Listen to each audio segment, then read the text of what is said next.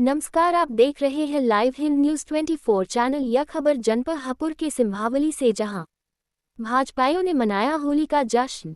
भाजपा के नवनियुक्त सिंभावली मंडल अध्यक्ष ने चौधरी फार्म हाउस में आयोजित किया होली मिलन समारोह का आयोजन।